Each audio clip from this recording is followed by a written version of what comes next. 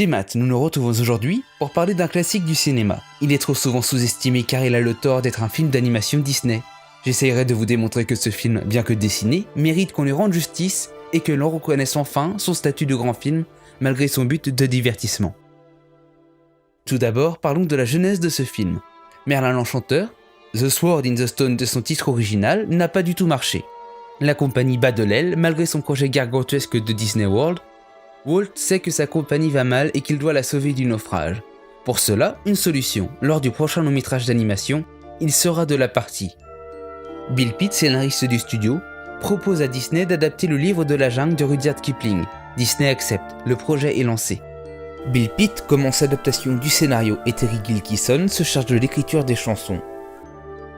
Quant aux animateurs, ils sont chargés de faire un travail remarquable. C'est le premier long-métrage du studio où l'immense majorité des personnages sont des animaux qu'ils doivent rendre crédibles. L'animation doit être au plus proche de la réalité. Pour cela, pour la première fois, les animateurs se rendent sur le lieu du film et ils regardent des documentaires animaliers pour s'inspirer et se documenter. C'était en 1963, 4 ans de galère les séparent de la sortie du film. Les problèmes s'enchaînent. Bill Pitt écrit un scénario trop sombre, tandis que Gilkyson écrit lui aussi des chansons avec un ton très grave. Le film piétine. Sans histoire ni musique, Disney est insatisfait et décide de licencier les responsables de son retard. Bill Pitt, le scénariste du studio, est remplacé par Larry Clements. Terry Gilkyson, le compositeur, par les frères Robert et Richard Sherman. Le projet est maintenant sur de bons rails et le film avance bien. Toute l'équipe se donne corps et âme. Les frères Sherman participent même aux séances d'écriture avec Disney et le scénariste, car Walt veut que les chansons soient un moyen de narration pour ne pas ralentir l'histoire. Une fois le projet bien avancé, Disney fait quelque chose qu'il n'a pas fait depuis Blanche-Neige il y a 30 ans de ça. Faire appel à des personnalités connues pour les comédiens de doublage. On peut notamment citer George Sanders, acteur oscarisé qui interprète Shere Khan. Les Beatles et Louis Armstrong qui ne seront pour ces derniers finalement pas intégrés au film. Je ne peux m'empêcher de regretter le refus des Beatles quand on entend la maquette de la chanson des vautours. Okay, everybody, let's dance! Look at the little bag of bones, walking in a jungle all alone. It looks like he's found some company with Fozzie. We're a little bored, we don't know what to do, but now we're gonna have some fun with you. L'animation, l'écriture, le doublage et la musique avancent bon train. Mais Walt Disney décède. Wolfgang Reisman et son équipe se retrouvent avec la lourde tâche de finir le dernier Disney de Walt Disney, duquel dépend l'avenir de la compagnie. Les équipiers s'impliquent d'autant plus et au bout d'1 an de travail sans discontinuer, Wolfgang Reisman et son équipe accouchent du meilleur Disney de tous les temps. The Jungle Book sort aux États-Unis le 18 octobre 1967 et en France le 4 décembre 1968. Nous allons désormais passer à l'analyse du film.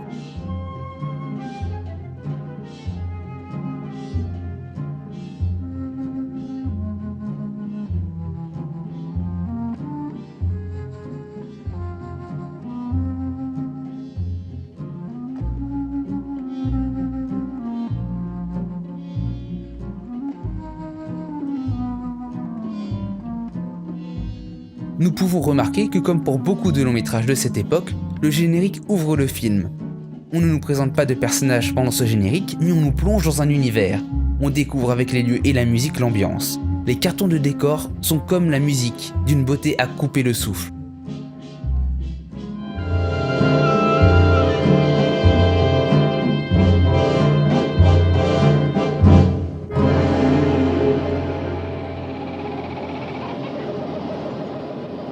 On raconte plus d'une histoire étrange sur la jungle de l'Inde.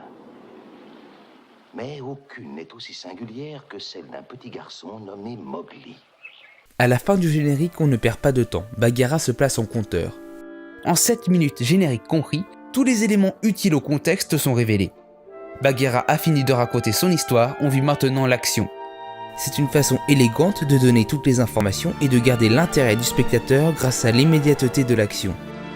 L'arrivée de Kaa, premier obstacle, est très bien utilisée pour montrer dès le début les dangers de la jungle. Mowgli vient juste de quitter sa meute et à peine a-t-il eu le temps de dire qu'il pouvait rester dans la jungle que déjà un grand danger le guette. Évidemment, comme c'est la première péripétie, le serpent doit être écarté pour continuer l'histoire. Mais pour qu'il reste une menace, on le montre capable d'effrayer le protecteur de Mowgli, Bagheera. Regarde-moi dans les yeux quand je te parle, sotte en genre. Oh, je t'en prie, Car. Dans les 2 yeux, ne t'en déplaise. Le serpent repoussé, seulement par un manque de vigilance de sa part, reste une menace pour le petit homme, surtout que le serpent a maintenant quelque chose de plus dangereux que la faim, une envie de vengeance.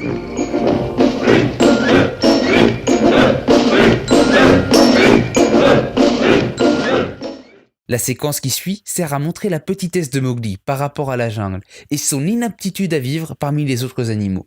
Et quel meilleur choix que des éléphants pour créer une différence de taille très importante. Comme les scénarios montrent depuis 2 scènes des arguments qui prouvent que Mowgli ne peut pas rester dans la jungle, il faut à présent des scènes qui laissent entrevoir un espoir. C'est ainsi que 2 séquences vont suivre. Celle de Baloo dans un premier temps. Dans cette scène bien imaginée, il y a la promesse de l'ours de protéger le petit garçon et de le garder dans la jungle pour donner un espoir. Mais le spectateur, contrairement au garçon, n'est pas dupe. Il a bien vu que malgré les paroles de l'ours, le film contrebalance ces fausses promesses par des preuves qui démontrent que même avec l'ours, Mowgli n'est pas adapté à la jungle. Pour achever les faux espoirs du spectateur, Baloo n'arrivera pas à protéger notre jeune héros qui se fera kidnapper par des singes. De ces singes naît la deuxième promesse de protection qui paraît plus plausible, car les singes sont plus proches des hommes.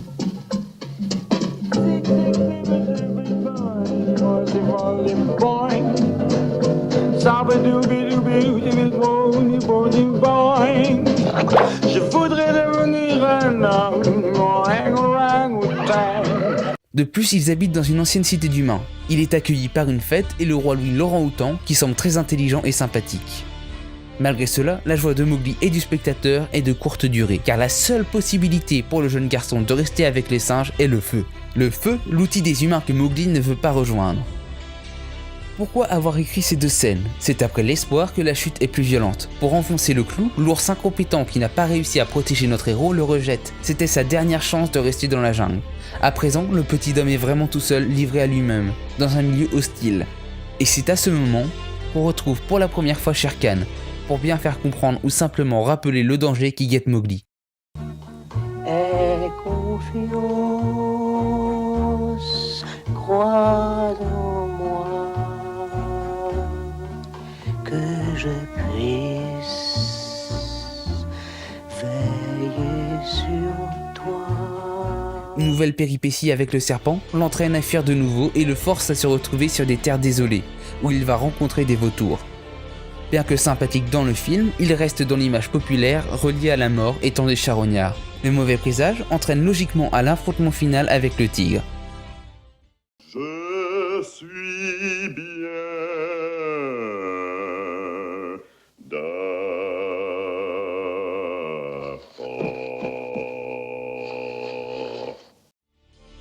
Permettez-moi une digression.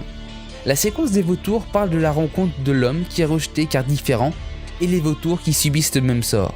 Cependant, contrairement aux autres animaux de la jungle, les vautours vont aider Mowgli lors de son combat contre Shere Khan, ce qui est selon moi un très beau message de tolérance.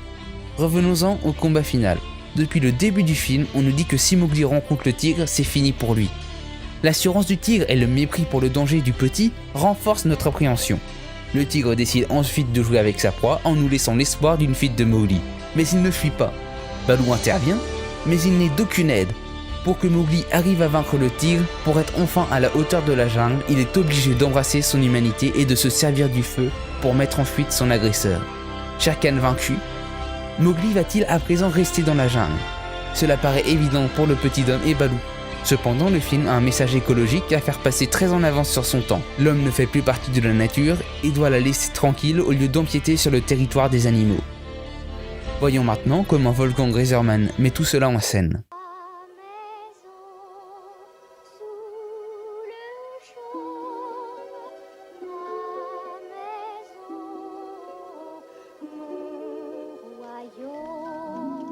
Une très belle chanson se fait entendre. Pour la première fois, on voit de la couleur rose autre que sur les fleurs.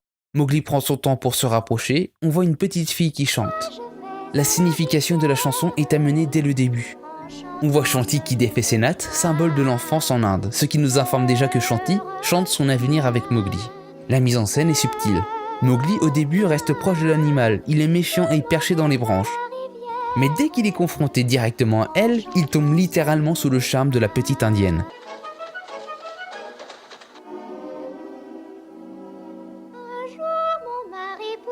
Shanti va finir de l'amadouer en finissant sa chanson, en lui demandant de l'aide et en l'attendant le temps qu'il faut pour qu'il lui fasse confiance.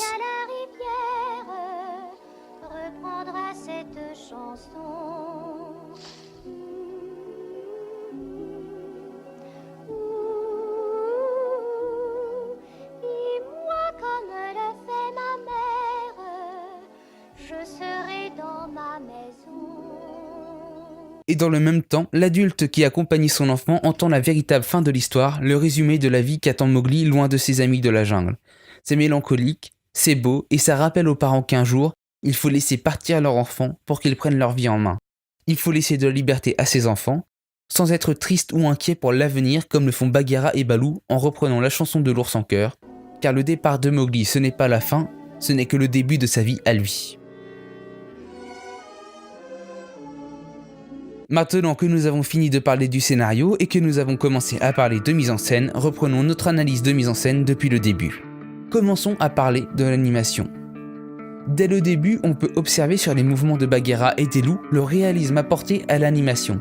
Et fait étrange, on observe aussi les expressions humaines rajoutées sur le visage des animaux, comme le sourire et les expressions interrogatives de Bagheera et du loup et de la louve. Pour rendre le cas plus flippant, les animateurs ont fait quelque chose de très intelligent. Pour représenter le danger du serpent, ils vont utiliser une technique très intéressante pour magnifier le prédateur.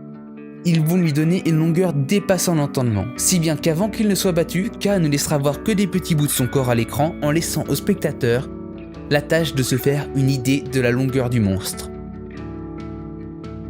Pour montrer l'insignifiance de Mowgli par rapport à la jungle et ses animaux, deux scènes m'ont particulièrement impressionné. Celle qui m'a le plus marqué arrive quand le petit homme fuit Bagheera. En dehors de la protection de la panthère, on a un plan panoramique qui prend son temps pour montrer à quel point Mowgli est inadapté dans cet environnement. En effet, la lenteur de ses déplacements, tous ses gestes soit inutiles soit peu assurés, et sa petite taille dans le cadre ne laisse que peu de place au doute. Surtout quand le plan suivant montre Bagheera qui prend presque tout le cadre et qui le traverse en 2 temps 3 mouvements. Ensuite, en se saisissant du bâton, il est ramené à sa nature de primate, avant de se laisser tomber au sol pour montrer son impuissance.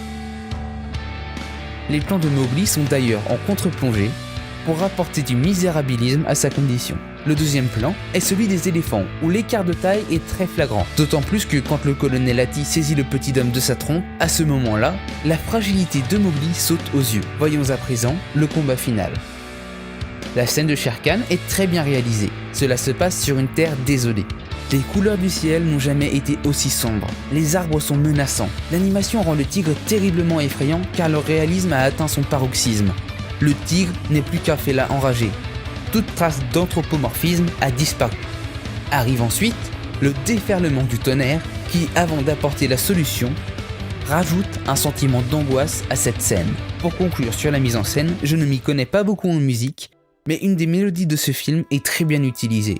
Les frères Sherman ont composé une musique pour la petite fille Shanti, et George Prince, le responsable des musiques sans chanson, s'est servi de l'air de cette musique pour symboliser l'espèce humaine. Si bien qu'on entend cette musique à chaque fois que Mowgli crée une rupture avec la jungle. Les images de ce film sont très belles, les musiques très entraînantes et bien utilisées avec toujours un intérêt à l'histoire dont le sommet est atteint avec la chanson de Shanti. Le film est bien rythmé, entre moments calmes, moments drôles, moments de suspense et moments d'action. Je vous ai détaillé la justesse du film pendant cette analyse. Malgré tout cela, j'ai peur que vous sous-estimiez le livre de la jungle parce que ce n'est pas un Pixar ou un Miyazaki, ou un film de Godard ou de Nolan. Mais ce n'est pas ce qui fait un grand film, soyez plus ouverts. C'est un film qui a été travaillé avec acharnement, du début à la fin. C'est avec ce film que la qualité de l'animation est arrivée à son apogée. L'écriture, bien que faite pour le grand public, est très bien maîtrisée. Le film possède des messages et contient la vision de plusieurs auteurs. Je ne sais pas s'il vous faut quelque chose de plus pour considérer que c'est un grand film. Mais bon, maintenant ce n'est plus de mon ressort. C'était le justicier du cinéma, je vous ai apporté tous les éléments pour que vous preniez votre décision. Je vous laisse maintenant en débattre. Si vous avez aimé cette vidéo, je vous retrouve bientôt. Kenavo!